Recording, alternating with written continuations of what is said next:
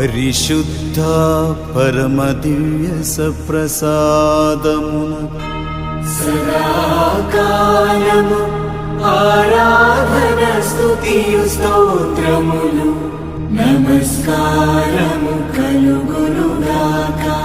పితా పుత్ర పవిత్రాత్మకు మహిమ కలుగునుగాక.